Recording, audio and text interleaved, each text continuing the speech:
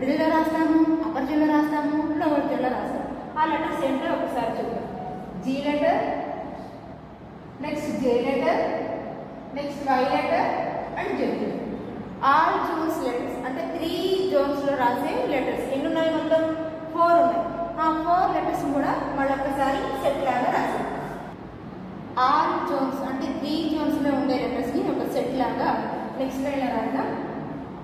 స్లాంట్గా వెళ్ళి చక్కగా కళ్ళు తిరుగుతూ స్ట్రైట్గా స్లాంట్. అప్పర్ జోన్లో ఉంది, మిడిల్ జోన్లో ఉంది, లోవర్ జోన్లో ఉంది.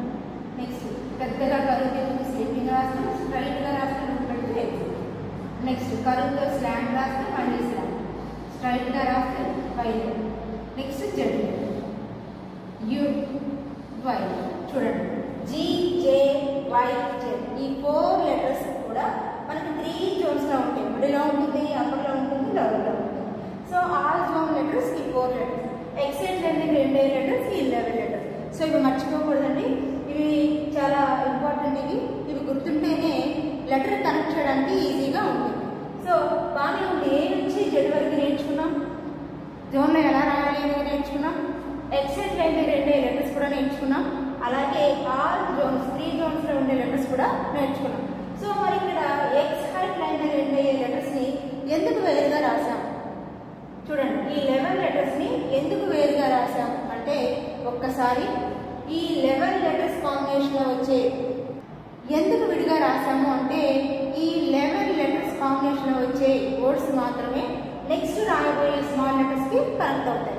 మిగిలినవన్నీ విడిగానే రాయాలి, కానీ పొరపాటు కూడా కనెక్ట్ చేయకూడదు. చిన్న ఎగ్జాంపుల్ ఇప్పుడు నేను ఏ రాశాను, ఏకి ఇక్కడ ఎగ్జిట్ ఉంది కాబట్టి పక్కనున్న స్మాల్ లెటర్కి కనెక్ట్ అవుతుంది. ఏకి ఎగ్జిట్ ఉంది కాబట్టి పక్కనున్న స్మాల్ లెటర్కి కనెక్ట్ అవుతుంది. సో బీకి ఎగ్జిట్ ఉందా అంటే బీకి ఎగ్జిట్ లేదు. సో అప్పుడు ఏం చేయాలి? కొంచెం స్పేస్ వదిలిపెట్టి రాయాలి, అంతేకాని బీ కూడా టచ్ చేసేలాగా రాయాలి. అందుకే ఈ 11 లెటర్స్ చాలా ఇంపార్టెంట్ అన్నాను. ఫర్ ఎగ్జాంపుల్ సి రాయాలి, సికి ఎగ్జిట్ ఉందా?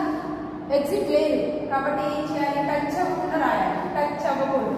అలాగే జీ ఉంది, జీకి ఎగ్జిట్ ఉంది కదా, అప్పుడు ఏం చేయాలి? పక్కన ఉన్న స్మాల్ లెటర్కి కనెక్ట్ చేస్తూ రాయాలి. ఎక్సైట్ లైన్ దగ్గర 2 లెటర్స్ కాంబినేషన్లో వచ్చే వర్డ్స్ మాత్రమే నెక్స్ట్ రాయబోయే స్మాల్ లెటర్స్కి కనెక్ట్ అవుతాయి. మిగిలినవన్నీ కూడా విడివిడిగా రాయాలి, అంతేకాని పొరపాటు కూడా కనెక్ట్ చేయకూడదు. అర్థమవుతుందా అండి? ఈ ఎక్సైట్ లైన్ దగ్గర 2 లెటర్స్ కాంబినేషన్లో వచ్చే వర్డ్స్ మాత్రమే నెక్స్ట్ రాయబోయే లెటర్స్కి కనెక్ట్ అవుతుంది, కనెక్ట్ చేస్తూ రాయాలి. ఇలా మిగిలినవన్నీ కూడా ఏం చేయాలి అంటే విడివిడిగా రాయాలి, అంతేకాని పొరపాటుగా కనెక్ట్ చేయకూడదు. సో చాలా మంది ఎస్ రాస్తుంటారు, ఇలా రాస్తుంటారు, ఇలా రాయకూడదు. ఎస్ ఇలా రాసి పక్కన మీరు ఏది వేస్తున్నా విడిగా రాయాలి, అంతేకాని కనెక్ట్ చేయకూడదు. సో దానికోసం మీరు మళ్ళీ కన్ఫ్యూజ్ అవ్వకూడదనే ఉద్దేశంతో నేను ఈ 11 లెటర్స్ని విడిగా రాయించాను. మీరు ఇప్పుడు కన్ఫ్యూజ్ అవ్వాల్సిన అవసరం ఏమీ లేదు. మీరు రాసేటప్పుడు ఒకటే మీకు బడ్డగుర్తు, ఎక్సైట్ లైన్ దగ్గర అంటే చూడండి, మనం ఆల్రెడీ స్ట్రోక్స్ కూడా నేర్చుకున్నాం. ఎంట్రీ స్ట్రోక్, ఎగ్జిట్ స్ట్రోక్ అని.